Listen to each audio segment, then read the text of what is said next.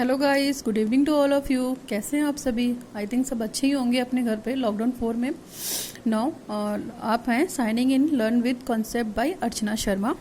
आज का topic start करते हैं। आपको पता है कि अभी कुछ दिन पहले ही मैंने कोर्स 2 स्टार्ट किया था, B Ed first year course 2 contemporary India, ठीक है, एंड इट्स एजुकेशन, समकालीन भारत तथा शिक्षा।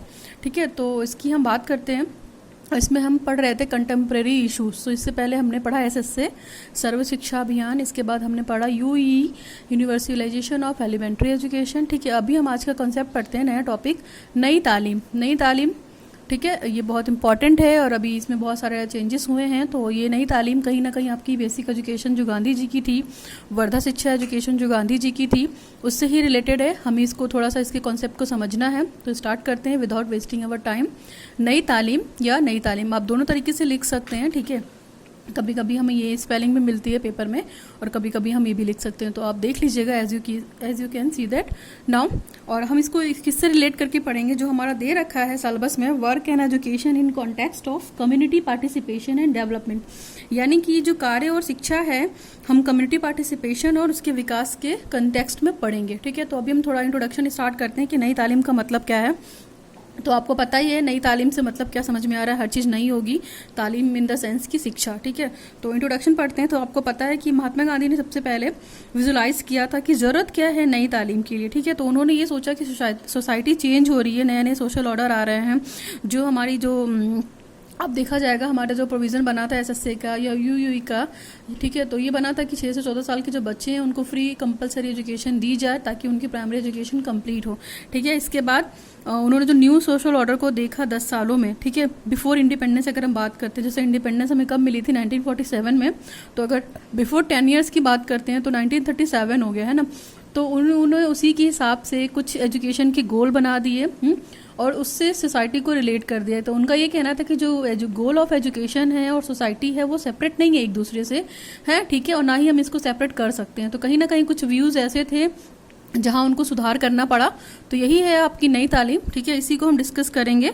तो आगे पढ़ते हैं हम। ठीक है, इंट्रोडक्शन थोड़ा सा कोशिश की मैंने देने की, अभी आगे और पढ़ते हैं तो और अच्छे से डिटेल में क्लियर हो जाएगा आपको। समझते हैं क्या है नई तालीम। तो पर्पज़ तो यही था कि उन्होंने सोसाइटी और अपने शिक्षा के गोल को सेपरेट नहीं किया है, सेम रखा।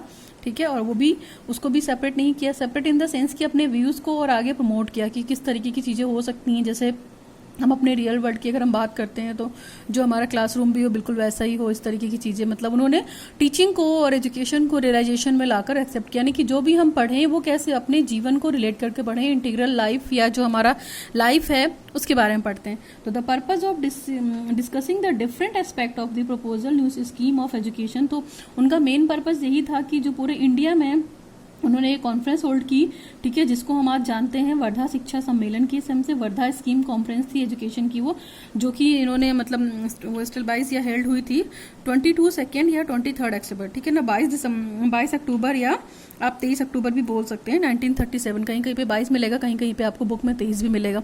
तो एग्जैक्ट जो डेट है वो 22-23 ही है, अक्टूबर 1937। ठीक है, तो बिफोर इंडिपेंडेंस 10 ईयर्स, ठीक है, ये 10 ईयर्स के पहले का था। ठीक, तो ये तो थोड़ा सा बैकग्राउंड था। अभी हम पढ़ते हैं meaning and concept of Nai तालीम। तो नई तालीम आपको पता है कि नई तालीम से आप क्या समझ रहे हैं कि ये एक उर्दू वर्ड है ना। हिंदी में हम कम यूज़ करते हैं नई तालीम, लेकिन जो उर्दू वर्ड है, जो मुस्लिम है वो नई तालीम ही यूज़ करते हैं। शुद्ध हिंदी है ये, शुद्ध उर्दू वर्ड है। ठीक है, तो नई का मतलब आपको समझ में आ गया कि नया है कुछ, और तालीम का मतलब यहाँ पे एजुकेशन यानी कि नई एजुकेशन है ना। देखा जाए ओवरऑल तो नई तालीम से जो भी डेरिवेशन हमारा निकल के आ रहा है, न्यू एजुकेशन या नई शिक्षा। ठीक है, तो हम इसको नई तालीम इसीलिए बोल रहे हैं। नेक्स्ट है हमारा नई तालीम को अगर देखा जाए, concept can be better explain in the word of Swami Vivekananda. अगर नई तालीम को हम एक्सप्लेन करना चाहते हैं और उसके कॉन्सेप्ट को देखना चाहते हैं तो स्वामी विवेकानंद ने जो शिक्षा के संदर्भ में डेफिनेशन दी थी वो क्या दी थी उन्होंने, उनका डेफिनेशन काफ़ी रिमार्केबल है, आपको पता भी होगा। Education is the manifestation of the perfection already in man. उनका ये कहना है कि शिक्षा का काम केवल बच्चों के अंदर या मैन के अंदर सारी जो निहित शक्तियां हैं उनको बाहर निकालना है ना। ठीक है, वो ऑलरेडी उनके अंदर विद्यमान है, बस शिक्षा के माध्यम से हमें करना क्या है कि उसको बाहर निकालना है अंदर की शक्तियों को। तो ये तो स्वामी विवेकानंद की डेफिनेशन थी। ठीक है, अभी हम हिस्ट्री पढ़ते हैं। हिस्ट्री क्या थी? हिस्ट्री ये थी कि जो कॉन्फ्रेंस इन्होंने अपॉइंट की थी, जो कमेटी बनाई थी, तो वो जो उस समय उसके चेयरमैन थे जो डॉक्टर जाकिर हुसैन थे, और उन्होंने पूरा एक डिटेल सिलेबस प्रिपेयर किया था, एजुकेशन प्लान किया था, पूरा सिलेबस बनाया था, ठीक है, किसके, गांधी जी की जो बेसिक एजुकेशन थी उसी को रिजॉल्व करने के लिए, उसको और अच्छे से मॉडिफाई करने के लिए। तो उस समय जो चेयरमैन थे और जो कमेटी बनी थी उसमें और भी मेंबर थे, करीब 9 मेंबर थे डॉक्टर जाकिर हुसैन के अलावा, ठीक है, उनके साथ और भी ये 9 मेंबर थे। तो गांधी जी की एजुकेशन को उन्होंने अच्छा प्लान किया और अच्छा सिलेबस में कन्वर्ट करने की कोशिश की और कुछ क्रांति चीज़ें लाने की कोशिश की। तो beside the doctor Zakir Hussain the committee consist of 9 member. Zakir Hussain के साथ कम से कम वहाँ पे 9 मेंबर थे जो कमेटी बनी थी उनकी, एक तरीके से देखा जाए तो। इस कमेटी के बारे में थोड़ा सा डिस्कस करते हैं, क्या है कमेटी। तो कमेटी की बात करते हैं तो among those who serve in the committee, ठीक है, सबसे पहले तो कमेटी में देखिए प्रोफेसर KG सैयदीन थे, ठीक है, सैजीद देंस, फिर नेम इज प्रोमिनेंट, इनका नेम सबसे ऊपर है। इसके बाद देखा जाए और भी जो मेंबर थे तो अदर मेंबर इंक्लूडेड वर आर्य नायाकाम, फिर विनोबा भावे थे, काका कालेकर थे, JC कुमार पारप्पा थे, किशोरी लाल थे और प्रोफेसर KT शाह थे। तो ये सारे मेंबर थे जो उनके साथ थे जाकिर हुसैन की कमेटी में इन्वॉल्व थे जब ये एजुकेशन प्लान बनाया, जब ये स्कीम बनाया, जब इसके ऑब्जेक्टिव बनाए गए, ठीक है। तो as mention before the committee was appointed, ठीक है, तो कमेटी अपॉइंट करने से पहले उन्होंने क्या किया था, एजुकेशन प्लान और सिलेबस को पूरा डिटेल में प्रिपेयर कर लिया था जब उन्होंने अपनी रिपोर्ट पेश की। तो इन्होंने रिपोर्ट कब पेश की, इट सबमिटेड इट्स रिपोर्ट 1 इन दिसंबर, ठीक है। पहली रिपोर्ट जो उन्होंने पेश की थी वो दिसंबर 97 में पेश की थी, ठीक है। पहली रिपोर्ट जो बनी थी वो 1937 इन दिसंबर में, ठीक है। दूसरी की बात करते हैं, जो दूसरी वाली थी, अदर वाली थी, वो अप्रैल 1938 में, यानी कि उसके 1 साल बाद उन्होंने दूसरी रिपोर्ट भी रखी। तो ठीक है, दिस रिपोर्ट है since become the fundamental document of the basic education system. तो ये रिपोर्ट उनकी क्या रिपोर्टेंट करती थी, रिमार्केबल क्या था वहाँ पे कि जो फंडामेंटल बेसिक एजुकेशन है उसके बारे में हम कैसे जानें, ठीक है। और उन्होंने प्राइमरी एजुकेशन की ही बात की थी। तो आपको पता था कि जो वर्धा शिक्षा सम्मेलन था वो इसी पे बेस था, बस इसी उन्होंने बेसिक शिक्षा एजुकेशन और वर्धा शिक्षा सम्मेलन में यही बात हुई थी कि बेसिक एजुकेशन को कैसे आप अपनी ज़िंदगी में लाइए, लाइफ में कैसे उसको इंटीग्रल करना है, मतलब उसको इंटीग्रल पार्ट बनाना है, और आपको मतलब पढ़ाई के साथ साथ कैसे अर्निंग करनी है, ये सारी चीज़ें भी कहीं ना कहीं इसके इर्द गिर्द घूम रही थी। तो वर्धा एक स्कीम थी एजुकेशन की जो 1937 में लॉन्च हुई थी गांधी जी के द्वारा शिक्षा सम्मेलन में, ठीक है, शिमला में हुआ था ये वर्धा, ठीक है। तो it was approved by the Mahatma Gandhi and was placed before the, आपको पता है कि ये महात्मा गांधी के द्वारा अप्रूव्ड हुआ था, ठीक है। और उस समय कौन सा जो इंडियन नेशनल कांग्रेस थी, हरिपुरा सेशन उस समय भी हेल्ड हुआ था मार्च 1938, उसी टाइम पे ये भी हुआ था, उससे पहले जस्ट, ठीक है। तो अभी हम बात करते हैं रिपोर्ट में क्या क्या था, किस चीज़ की बात की थी, क्या क्या प्रिंसिपल थे। तो उसमें देखिए पहला जो था, the first report included the basic principle of Wardha scheme. जो वर्धा स्कीम के बेसिक प्रिंसिपल थे एज इट इज़ वही, मतलब basic principle in the sense की बेसिक एजुकेशन स्कीम, ठीक है, ठीक है। उसमें क्या था, एम्स था, टीचर्स और एम, शिक्षा के एम थे, टीचर्स थे, टीचर्स का क्या रोल था और उनका ट्रेनिंग कैसे ऑर्गेनाइज की गई है स्कूलों की, एडमिनिस्ट्रेशन क्या था, इंस्पेक्शन क्या था, ठीक है। क्राफ्ट एजुकेशन की बात की हमने, क्राफ्ट एजुकेशन सेंटर्ड होनी चाहिए, इसकी बात की। Regarding the handicraft and spinning weaving, यानी कि सिलाई कढ़ाई बुनाई जो और क्राफ्ट की एजुकेशन थी इसके रिगार्डिंग इन्होंने फर्स्ट वाले रिपोर्ट में लिखा था, ठीक है। सेकेंड रिपोर्ट में इन्होंने क्या क्या ऐड कर दिया, सेकेंड रिपोर्ट में इन्होंने एग्रीकल्चर को भी ऐड किया, मेटल वर्क को भी ऐड किया, वुड क्राफ्ट बताया और बेसिक हैंडी क्राफ्ट बताया कि बच्चे पढ़ाई के साथ साथ अगर उनको फैमिली कंडीशन उनकी ठीक नहीं है तो इस लर्निंग के साथ साथ ये सारे काम करके पार्ट टाइम में अर्निंग भी कर सकते हैं। तो इसी को हम लर्निंग विद अर्निंग वाला कॉन्सेप्ट भी बोल सकते हैं, ठीक है। Now the conference of 1954 at Sevagram characterize the basic education, आपको पता है सेवाग्राम से जो बेसिक एजुकेशन थी आपको पता था। तो वहाँ पे क्या था, एजुकेशन फॉर लाइफ, यानी कि शिक्षा क्या है, जो जीवन है, शिक्षा जीवन के लिए है, ठीक है। जीवन को कैसे जीना है शिक्षा आपको ये बताती है। नेक्स्ट है हमारा the conference considered it is as a radical and important resolution in social order. तो जो ये शिक्षा में परिवर्तन हुआ इनके एजुकेशन प्लान के थ्रू, वर्धा शिक्षा सम्मेलन कह सकते हैं आप, नई तालीम कह सकते हैं, ठीक है, बेसिक एजुकेशन, क्राफ्ट एजुकेशन, ये सारी चीज़ें कह सकती हैं। तो इन्होंने शिक्षा के क्षेत्र में बहुत क्रांति लाई। उस समय देखा जाए तो एक तरीके से नए सोशल ऑर्डर बन गया, नया इकोनॉमिक स्ट्रक्चर बन गया भारतीय सोसाइटी का, ठीक है। एक तरीके से न्यू वे ऑफ लाइफ बोल सकते हैं आप, creating a new way of life, ये सारी चीज़ें जब इम्प्लीमेंट होने लगी। तो since the basic education came to be known as a Nai Talim, मैं वहाँ पीछे डिस्कस करती आ रही हूँ कि बेसिक एजुकेशन को ही इन्होंने रिफॉर्म करके या मॉडिफाई करके नई तालीम में कन्वर्ट किया, यानी कि कुछ नई तरीके उसमें चेंज किए जहाँ पे सुधार की ज़रूरत थी। है ना। देखिए अच्छी चीज़ें वही होती हैं जिसमें हम इम्प्रूवमेंट करके और अच्छा कर सके। हर चीज़ बहुत परफेक्ट नहीं होती है, ठीक है। जब इम्प्लीमेंट की जाती हैं तो अच्छा और बुरा और गुड और इम्पैक्ट वो सारी चीज़ें नहीं दिखती। हाँ, जब वो इम्पैक्टली किसी पे अप्लाई हो जाती हैं तभी उसके पॉजिटिव और निगेटिव एस्पेक्ट आते हैं। तो पॉजिटिव एस्पेक्ट तो हम बात छोड़ देते हैं क्योंकि वो तो ऑलरेडी अच्छा है और अच्छा हो जाएगा, ठीक है। निगेटिव में बात करते हैं जहाँ पे सुधार और इम्प्रूवमेंट की ज़रूरत होती है, रिफॉर्म की ज़रूरत होती है, तो गांधी जी ने यही किया, ठीक है। तो अभी हम अगर बात करी जाए, इसको नई तालीम को बेसिक एजुकेशन कहना भी गलत नहीं है, ठीक है। तो since the basic education came to be known as also known as Nai Talim, I think, है ना, it may be say that. अभी देखते हैं कि इसके बेसिक एजुकेशन की फॉर्मूला क्या क्या थे और प्रपोजल क्या क्या था। तो वही है, प्राइमरी एजुकेशन की बात की थी उन्होंने। तो the free universal and compulsory education should be provided for all boys and girls between the age of 7 to 14 years. वही वाला हाल है कि जो प्राइमरी शिक्षा है हमारे 7 से बोल लीजिए आप 6 से 14 साल तक के बच्चों के लिए फ्री और कंपलसरी है यूनिवर्सल लेवल पे। यूनिवर्सलाइजेशन ऑफ एलिमेंट्री एजुकेशन की भी इन्होंने बात की थी। नेक्स्ट है हमारा, this education should be impacted in the mother tongue of child. ये एजुकेशन जो दी जाए, जो प्राइमरी शिक्षा का देने का जो इंस्ट्रक्शन हो, मोड ऑफ इंस्ट्रक्शन हो या माध्यम कह सकते हैं आप उसे, वो मदर टंग हो बच्चे की, जिससे वो बोलता है, जिससे वो बचपन से सीखता आ रहा है, ठीक है। All education should B centred around the basic craft. जो भी एजुकेशन है उसका सेंटर पॉइंट कहाँ होगा, बेसिक क्राफ्ट में होगी। और बच्चा अपनी कैपेसिटी के हिसाब से और अपनी नीड के हिसाब से उसको चूज कर सकता है, ठीक है। नेक्स्ट था हमारा, the committee suggested the spinning and weaving, cardboard, है ना, कार्ड बोर्ड भी बोल सकते हैं, वुड वर्क हो गया, लेदर वर्क हो गया, किचन वर्क हो गया, gardening, agriculture and fishing and obviously suitable craft. तो कमेटी ने बहुत सारी चीज़ें और भी सजेस्ट की कि सिलाई कढ़ाई बुनाई लड़कियों के लिए भी हो सकती हैं, ठीक है। लड़कों के लिए किचन गार्डनिंग का काम हो सकता है, लेदर का काम हो सकता है, एग्रीकल्चर का काम हो सकता है, फिशरी का काम हो सकता है। तो ऑब्वियसली ये सारी चीज़ें भी किसके अंतर्गत आती हैं, आज की डेट में क्राफ्ट एजुकेशन की दर में आती हैं। और कहीं ना कहीं क्राफ्ट एजुकेशन एक इंपॉर्टेंट पार्ट है एजुकेशन का, जो भी हम सीखते हैं, जो इंटरेस्टेड है लेने में, ठीक है। तो ये सारे चेंजेस भी हुए, बेसिक फॉर्मूला था ये।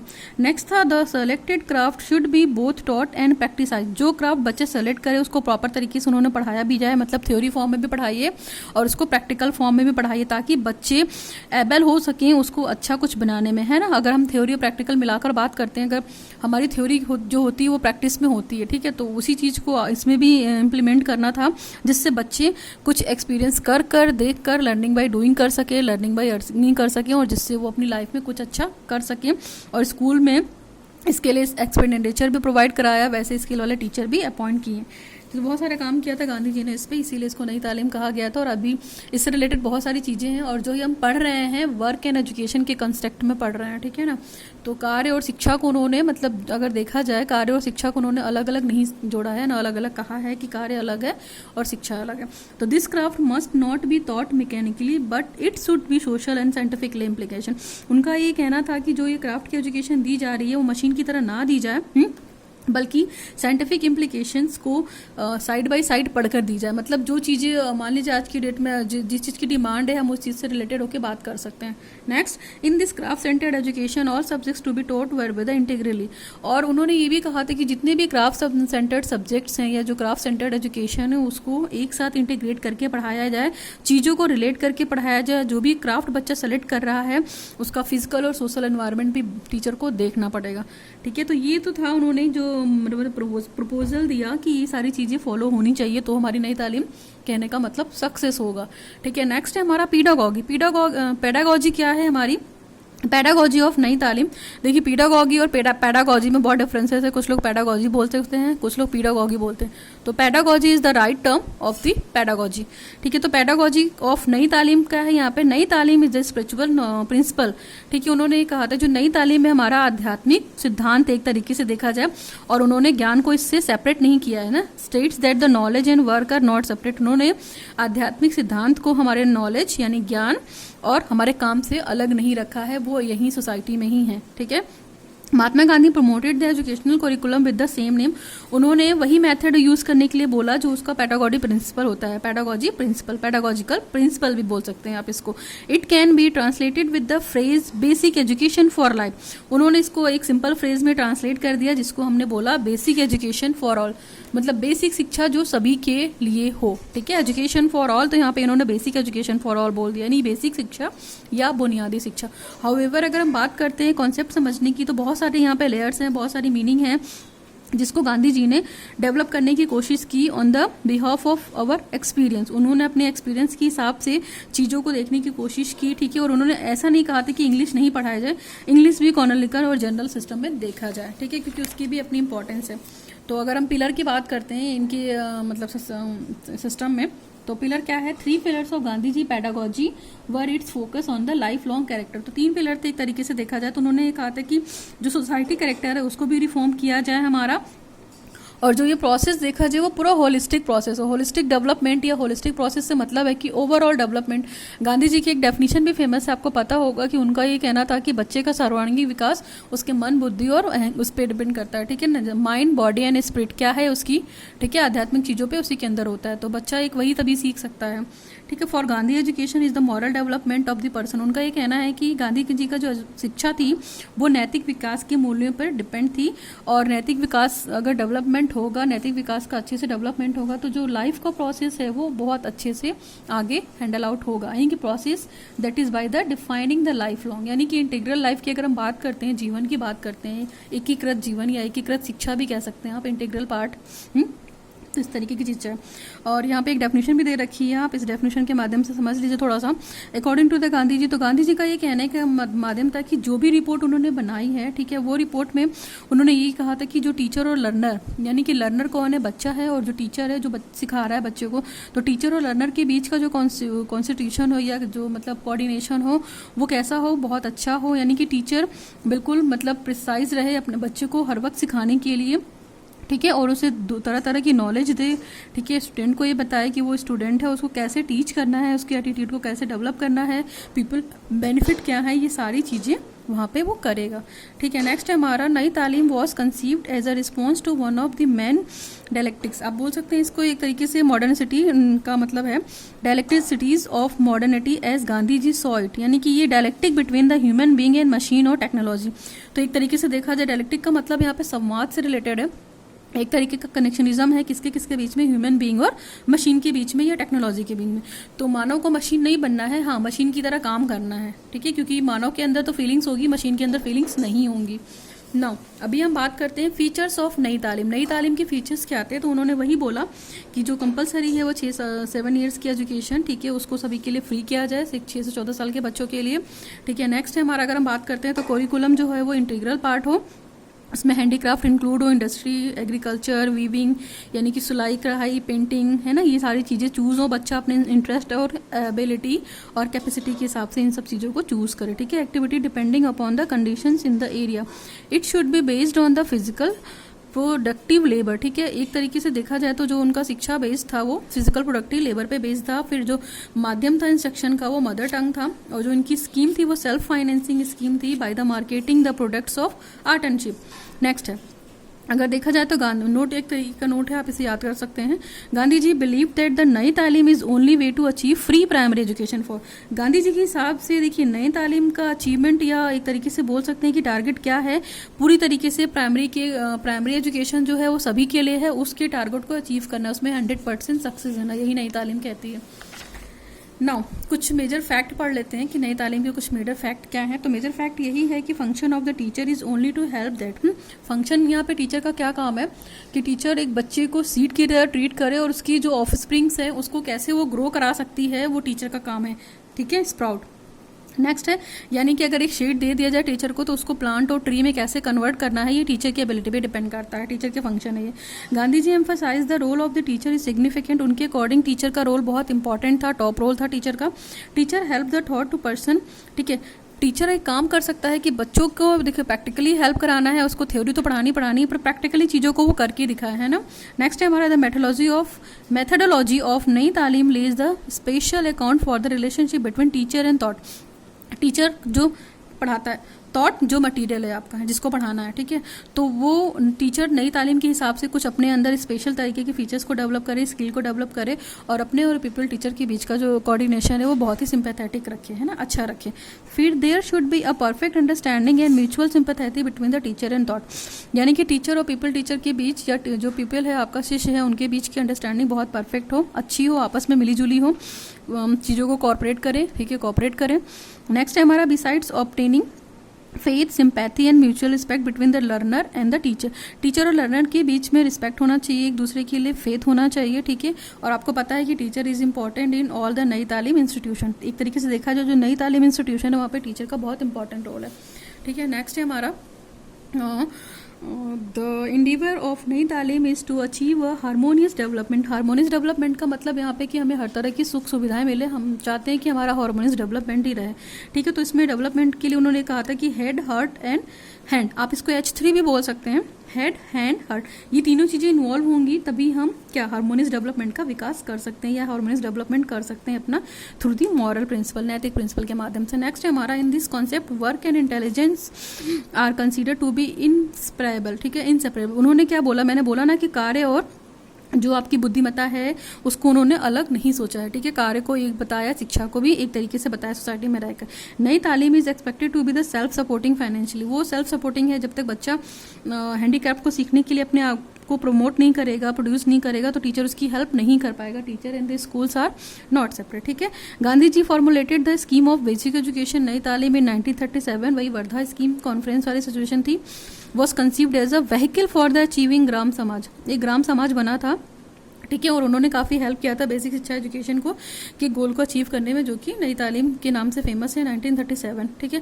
अभी बात करते हैं it was an integral part of his philosophy. अगर देखा जाए भारतीय दर्शन का तो एक तरीके से ये इंटीग्रल पार्ट है। Integral part in the sense का एकीकृत पार्ट है, जहाँ पे अहिंसा की बात होती है, समानता की बात होती है, और एक दूसरे पे डिपेंड नहीं रहना है, इंडिपेंडेंट रहना है, अपने आप को जजमेंट करना है, सेल्फ रियलाइजेशन की बात होती है। सोसाइटी में फ्री रहकर हम इन सब चीज़ों को काम कर सकते हैं, ठीक है।